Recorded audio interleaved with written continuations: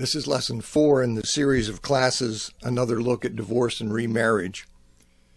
In the last class, I discussed Matthew chapter 19, verses 3 to 12, Mark chapter 10, verses 2 to 12, Luke chapter 16, verse 18, Romans chapter 7, verses 1 to 4, and 1 Corinthians chapter 7, verses 10 and 11.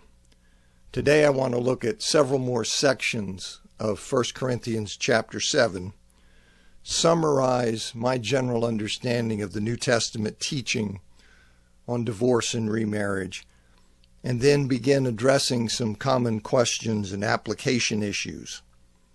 So let's pick back up with 1 Corinthians chapter 7, verses 12 to 16. That text reads, "Now to the rest I say, not the Lord, if any brother has an unbelieving wife, and she consents to live with him, let him not divorce her.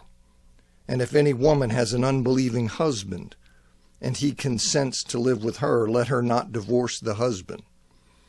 For the unbelieving husband has been sanctified in the wife, and the unbelieving wife has been sanctified in the brother.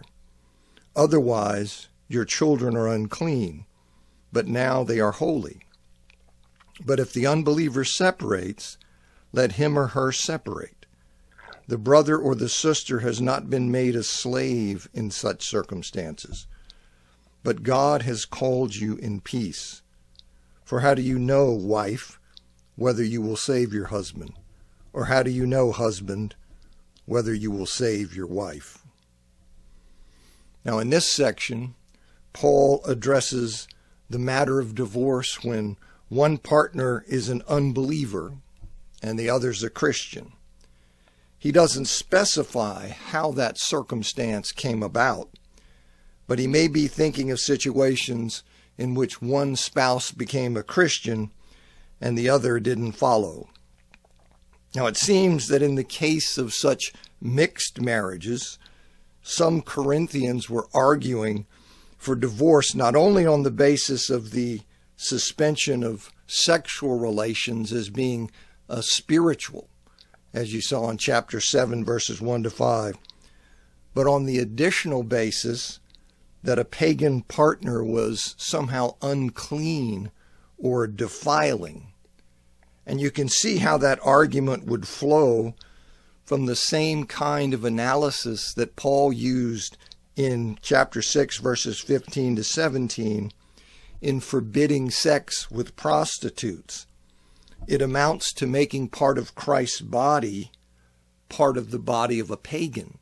So you can see how someone would get to that and make that argument. Well, Paul flatly forbids the Christian partner in such a marriage from divorcing his or her non-Christian spouse. If the non-Christian spouse is willing to live with the Christian must not initiate a divorce. When Paul says, he says this, not the Lord, he doesn't mean that his words are not inspired or not authoritative. On the contrary, he speaks as one to be trusted. He says in verse 25, because he has the Spirit of God. He says in verse 40, as Craig Blomberg notes, too often readers have inappropriately questioned the authority of Paul's instructions in verses 12 to 16 on the grounds that these are merely Paul's fallible, spur-of-the-moment opinions. Paul's ironic conclusion to this chapter in verse 40 is actually a strong avowal of inspiration by the Holy Spirit for his entire letter.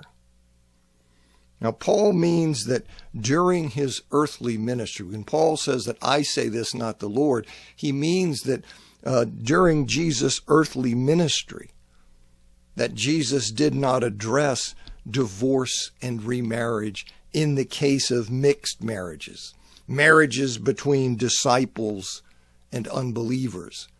As Thomas Schreiner observes, Paul merely distinguishes between his words and the words of the historical Jesus. The Jesus of history as we saw in verses 10 and 11, gave directives about divorce and remarriage, but he did not address the issue of believers married to unbelievers. Paul, as an apostle, addresses that matter here.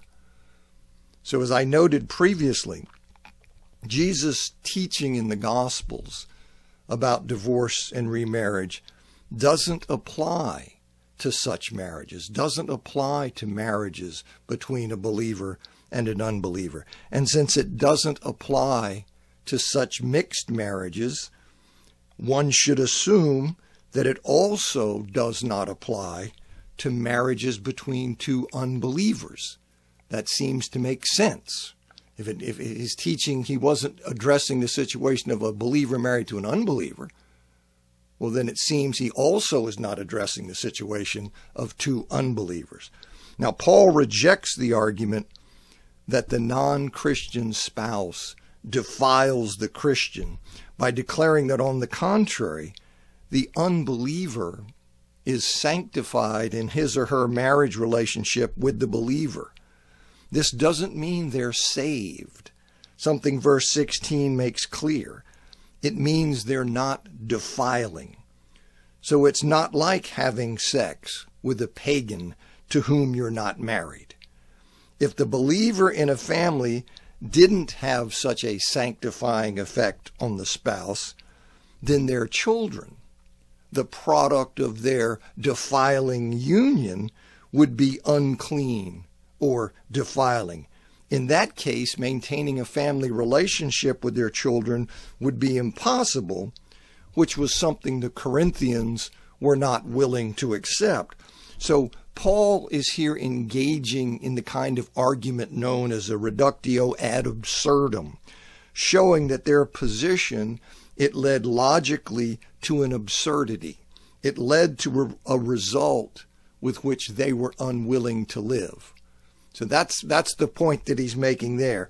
And though the Christian in a mixed marriage is forbidden from divorcing, Paul says in verse 15a that in the event the unbeliever divorces, there's that word charizo. In the event the unbeliever divorces, the believer is to let him or her divorce, meaning he or she is to accept the fact of the divorce, not to act contrary to that reality. Doing so, accepting the divorce, is facilitated by the fact the believer who's divorced has not been enslaved in such circumstances, meaning that unlike some divorces between Christians, the believer is under no obligation to the unbelieving ex-spouse who divorced him or her. None of the marital duties transfers across that change in relationship from unbelieving spouse to unbelieving ex-spouse who initiated the divorce, which I think implies, and many others do, but I think it implies that the divorced believer is free to remarry. As Instone Brewer writes, when Paul says they are no longer enslaved, any first century reader would understand him to mean that they can remarry, because they would think of the words in both Jewish and non-Jewish divorce certificates, "You are free to marry."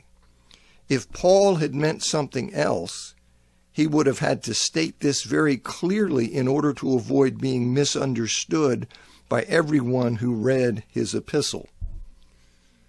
Now, any uncertainty about a right of remarriage in such cases is not a major issue in the church today, because in our society, a divorcing unbeliever is usually quick to engage in sexual relations with someone else.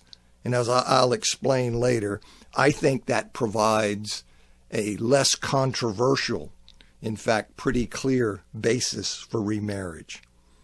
The instruction given to the believer to accept a divorce by an unbeliever, it's an exception. The rule is that God has called the believer to peace, which in this case means to live in peace with the unbelieving spouse, to maintain the marriage bond. After all, by doing so, the believing wife may eventually save her pagan husband, or the believing husband may eventually save his pagan wife. And though the desertion of which Paul speaks in 1 Corinthians chapter 7, verse 15, was a divorce, and his instruction to the divorced Christian spouse was to accept the fact of that divorce, it implies that a desertion or abandonment by a non-Christian spouse that in modern Western society is distinct from divorce, that action by the non-Christian spouse justifies the Christian in divorcing the non-Christian spouse. Otherwise, the Christian spouse whose non-Christian spouse simply left them, abandoned them, well, that Christian spouse would be enslaved, would be duty-bound to an absent non-Christian spouse, which seems contrary to the principle of chapter 7, verse 15. Wayne Grudem has argued recently that Paul in 1 Corinthians chapter 7, verse 15, not only implies that a Christian has authority to divorce an unbelieving spouse who abandoned him or her, but that when Paul writes the brother or sister has not been made a slave in such circumstances, that he implies that a Christian is permitted to divorce not only in cases of desertion by an unbeliever, but also in other circumstances similar to, but not necessarily exactly like, desertion. And Grudem includes in that category physical abuse, incorrigible addictions, and other circumstances within the category of things sufficiently analogous to desertion to justify divorce. Now, Grudem's argument that the plural form, in such cases or in such circumstances, that means Paul is authorizing divorce for all reasons that are similar to desertion or abandonment, that at best establishes that as a possibility.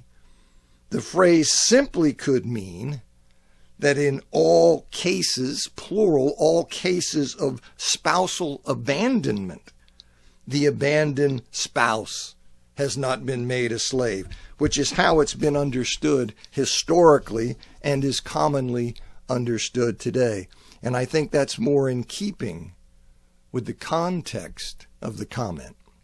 So I don't really agree with that line of argument. 1 Corinthians chapter 7, verses 25 to 28, it says, "Now about the virgins, I do not have a commandment of the Lord, but I give a judgment as one having been given mercy by the Lord to be faithful. Therefore I consider this to be good because of the present distress, namely, that what is so is good for a man. Are you bound to a woman? Do not seek release. Are you free from a woman? Do not seek a wife. But if indeed you marry, you have not sinned. And if the virgin marries, she has not sinned. But such people will have affliction in the flesh, and I'm trying to spare you." All right, having dealt with the married people interested in altering their present situation, Paul now turns his attention to the matter of the virgins that they raised in their letter to him. Now, the virgins, that probably refers to some young betrothed women who, along with their fiancés, were being told by the, quote, spiritual ones in Corinth that it would be sinful for them to go through with their marriages. according to Roy Chiampa and Brian Rossner, quote, "This is perhaps the most widely held view among commentators today." That is what we're talking about when we talk about the virgins, these young women who are betrothed to be married, who are being told or encouraged not to go through with it for some, quote, spiritual reasons. Now, Paul has no command from the Lord on this matter, but he gives a judgment as one who by the Lord's mercy has trustworthy judgment on the matter. And he agrees with the general Corinthian claim that it's good for a man to maintain the status quo regarding the virgins. But he does so not because it's unspiritual to marry, but rather he does so because of the present distress. In other words, he would agree that the betrothed should not go through with their marriages, but for a significantly different reason. The present distress that causes Paul to counsel against getting married is some hardship the Corinthians presently were undergoing. Suggestions include persecution or a famine. But whatever it was, the following verses, in verses 29 through 35, suggest that Paul sees it in the larger context of the hardships the church must face in these last days, in the time before Christ's return. He wants to spare them the increase in troubles that being married will bring during this particular spasm of distress they are experiencing in this age of distress.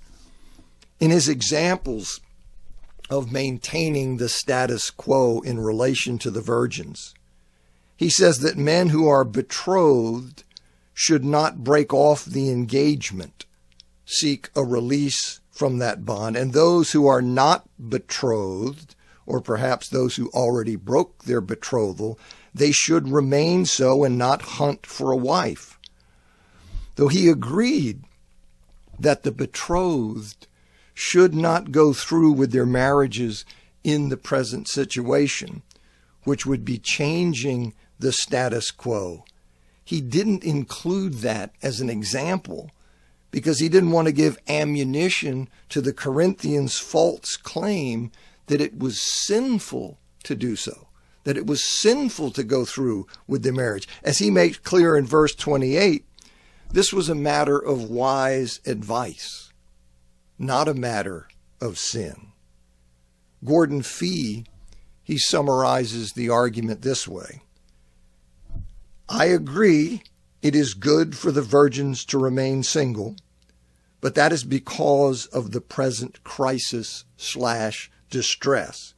But it is certainly no sin to marry. Nonetheless, those who marry will experience many difficulties because of the present crisis/distress, and I would spare them that. And if he goes on and he says, what is often heard is that Paul prefers singleness to marriage, which he does, but quite in contrast to Paul's own position over against the Corinthians, we often read into that preference that singleness is somehow a superior status. That causes some who do not wish to remain single to become anxious about God's will for their lives. Such people need to hear it again. Marriage or singleness per se lies totally outside the category of commandments to be obeyed or sin if one does otherwise. And Paul's preference here is not predicated on spiritual grounds, but on pastoral concerns. It is not only perfectly all right to marry, but for those of us who are happily married, it goes beyond all right to good. Now, some argue that 1 Corinthians chapter 7, verses 27 and 28 allow those who have been freed from a wife to marry another.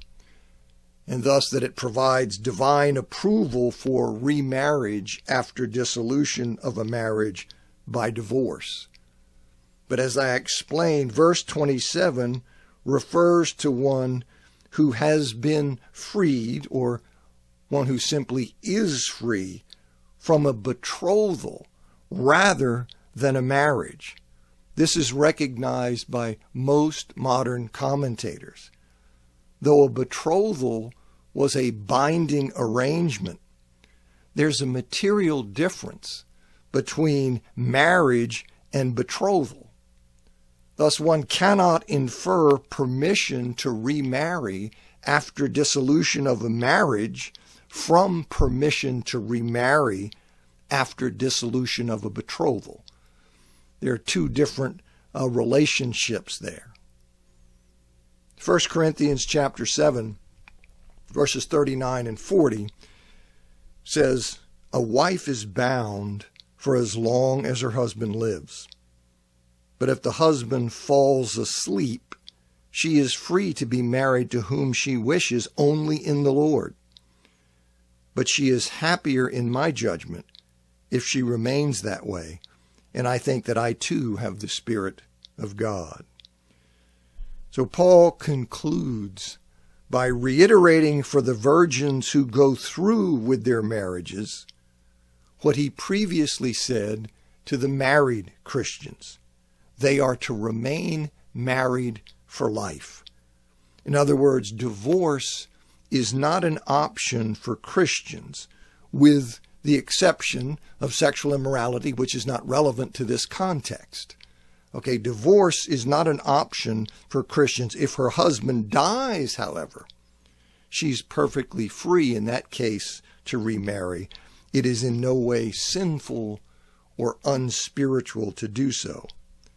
Now, as I mentioned before, with a large majority of interpreters, I take the restriction where he says she's free to marry only in the Lord. I take that to mean that her new husband must be a Christian. And even if one takes that phrase only in the Lord to mean she is to marry in a way fitting for a Christian, I think one winds up with the same conclusion. As Gordon Fee says, to be in the Lord is to have one's life come under the eschatological view of existence outlined at the beginning, verses 29 through 31. Such a woman lives from such a radically different perspective and value system from that of a pagan husband that a mixed marriage, where the two become one, is simply unthinkable. If she becomes a believer after marriage, then she should maintain the marriage with the hope of winning him to the Lord. But it makes no sense from Paul's perspective for one to engage such a marriage once one is a follower of Christ. All right, now I want to just summarize my general understanding. I think I've made it clear in talking about the various texts, but let me just try to state it concisely, how I synthesize the New Testament teaching. So the only permissible basis for divorce in a marriage between two Christians is sexual immorality, porneia, where one divorces one's spouse for that reason. One is free from the maritally created duty not to marry another. So remarriage by the divorcing spouse in that case is not an act of metaphorical adultery.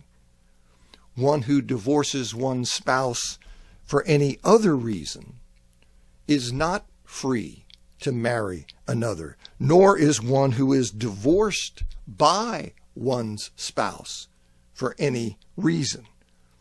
To remarry in those circumstances would be to commit metaphorical adultery. In a marriage of a Christian and a non-Christian, if the non-Christian divorces the Christian is free to marry another.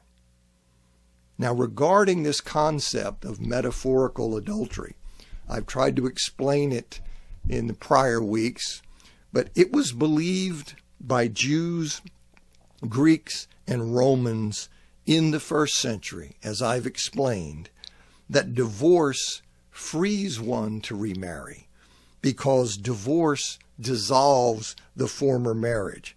Since a divorced person is unmarried, is an unmarried person, and an unmarried person cannot, by definition, commit adultery, a divorced person cannot commit adultery by remarriage or otherwise. So when Jesus said that those who divorced or were divorced commit adultery by remarrying, he was disagreeing with the consensus of Jews, Romans, and Greeks. And the question is the basis of his disagreement, whether he was using divorced or adultery in a sense that differed from how his contemporaries used those terms. Did he challenge the notion that divorce dissolves the former marriage, as they all thought? So when they said divorce, they meant dissolve the former marriage. Did he challenge that notion? Or did he challenge the notion that adultery requires the perpetrator to be married? You see, that was something that everyone understood, that if you're not married, you can't commit adultery. So which did he challenge? Which did he put a different spin on? Did he challenge the notion that divorce dissolves the former marriage?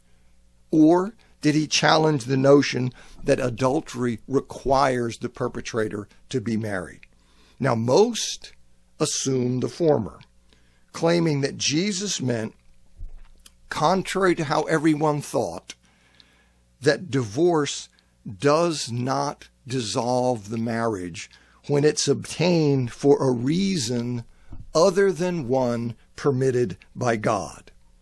When it's obtained for a reason other than sexual immorality.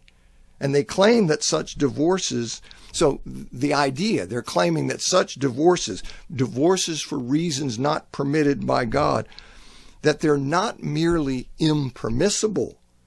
They're not merely impermissible, but they are also ineffective or invalid. So God doesn't permit you to do it, but you went ahead and did it anyway. But the effect of that is it is invalid. It's ineffective. It left you married, despite the fact that you divorced. But because I'm convinced, so that's how most people take it, but because I'm convinced that Scripture teaches that divorce does in fact dissolve the marriage, even if the divorce is undertaken for a reason God does not permit, well, I opt for the latter. I think Jesus means that one whose marriage has been dissolved by a divorce commits adultery in a metaphorical sense by marrying another. That is, he or she violates the duty not to marry another that arose from the marriage, but which in the new covenant, Jesus informs us, survives the dissolution of the marriage. The offense is like literal adultery because it is a violation of a spouse-specific, maritally created obligation, but it is not literal adultery because the former marriage has been dissolved by the divorce. Now, this distinction has major implications for the validity of the new marriage and for what's required in the way of repentance for sinfully remarrying. Now, that's summary. I hope that's clear, at least how I, whether you agree with how I'm seeing it. I just want to at least communicate it. But having said that, it leaves some important questions unanswered. Okay, and I want to try to fill in some of those gaps by addressing some specific questions and application issues. And the first one I want to address is this idea: why think Jesus intended the exception for sexual immorality, sexual infidelity, porneia? Why think he intended that to be the only reason for which divorce is permissible? Now that's a good question. Now, Hillelites allowed, as I've explained, they allowed divorce for any reason.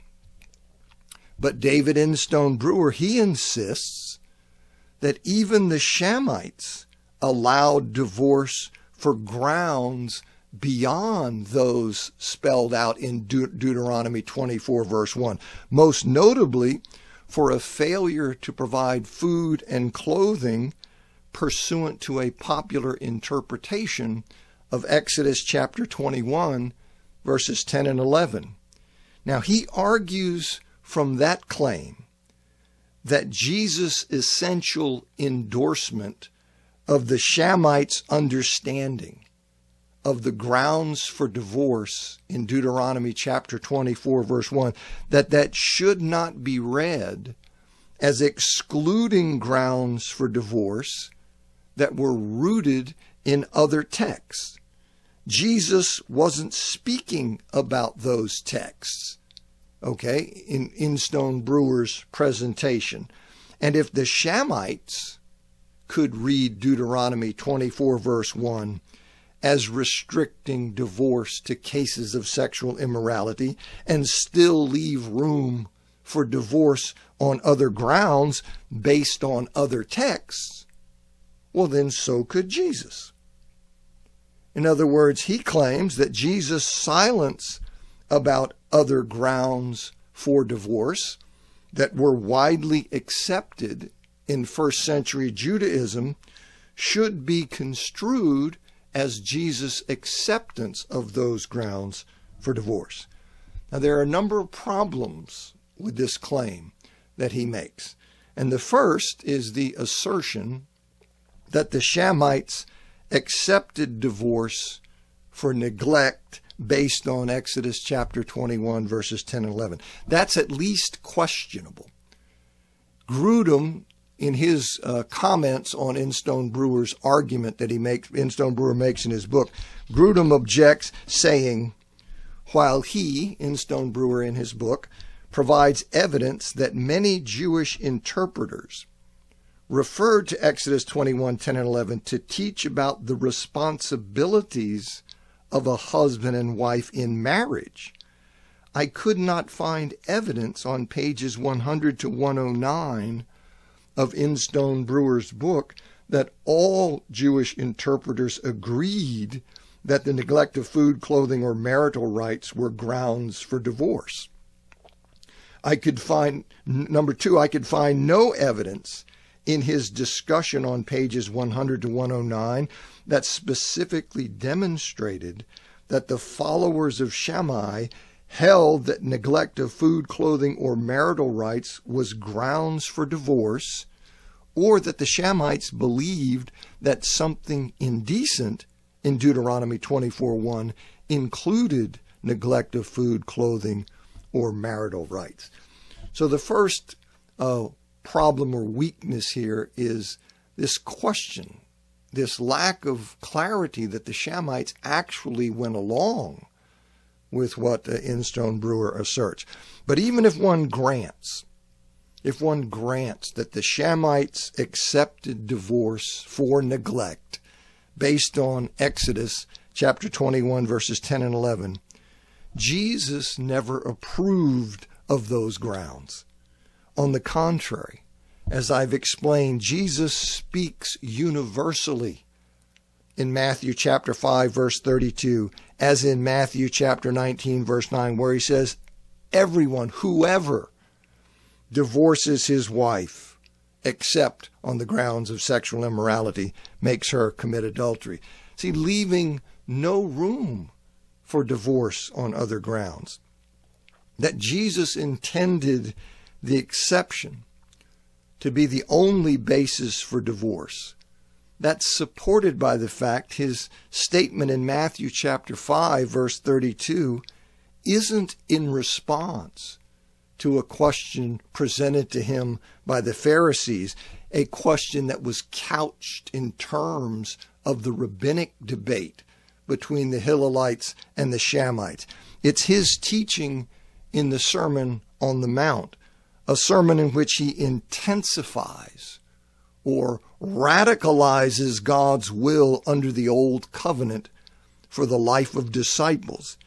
It is a sua sponte, from himself, on his own, declaration made with no reference to the rabbinic controversy.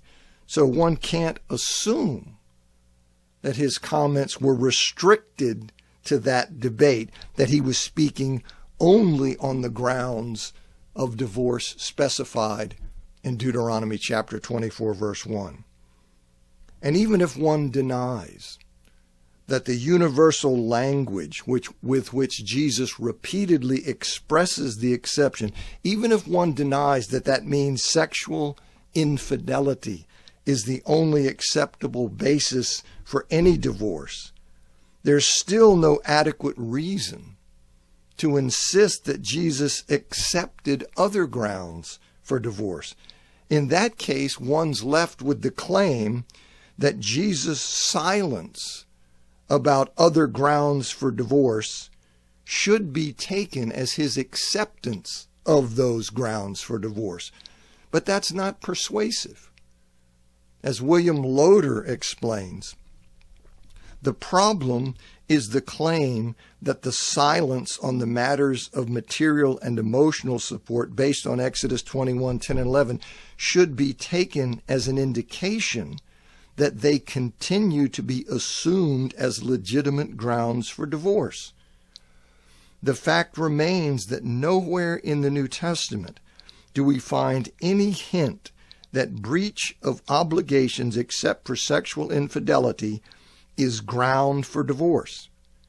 How do we interpret the silence? Instone Brewer must assume that hearers would assume the legitimacy of divorce on all these other grounds when hearing Jesus' prohibition of divorce, and in their minds gloss the latter with that insight. That is, Jesus was not speaking about normal divorce and only meant that it cannot be based on trivial grounds.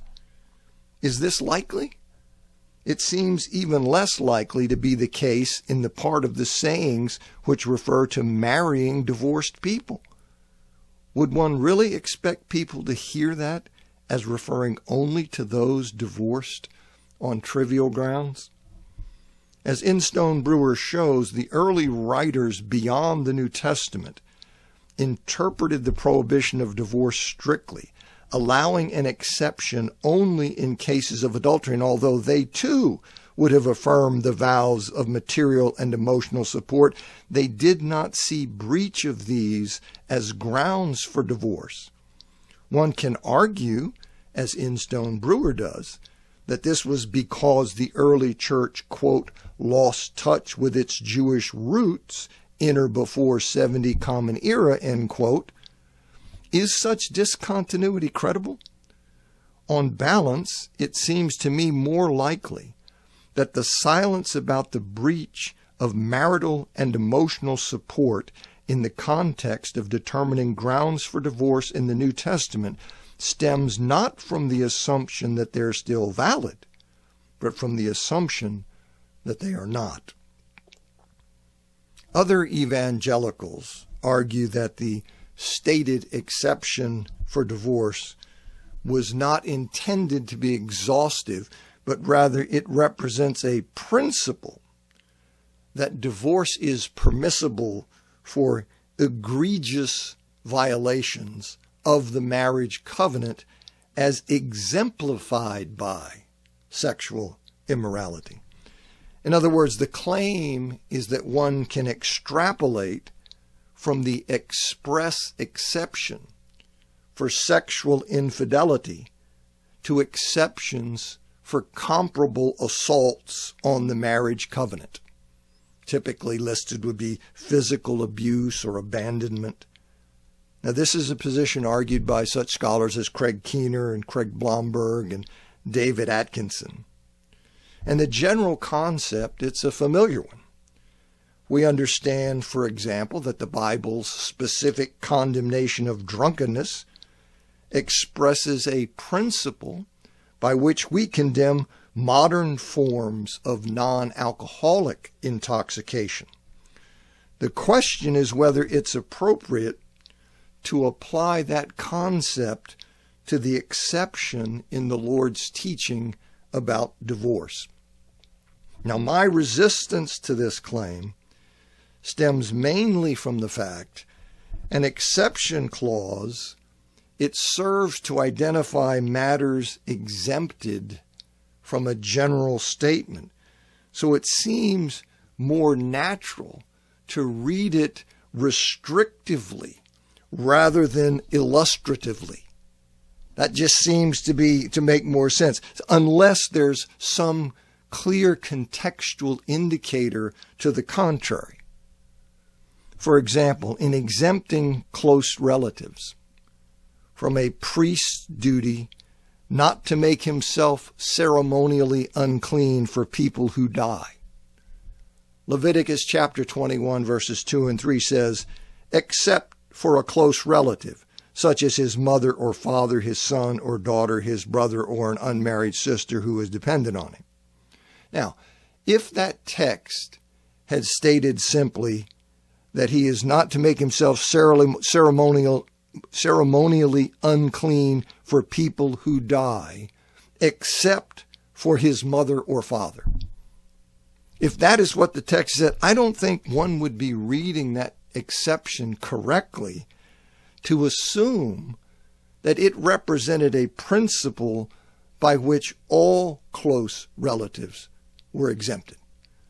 In other words, because it's an exception, I think unless I have some reason to read it differently, the natural way to read it is to read it restrictively, specifically, as I say, rather than illustratively.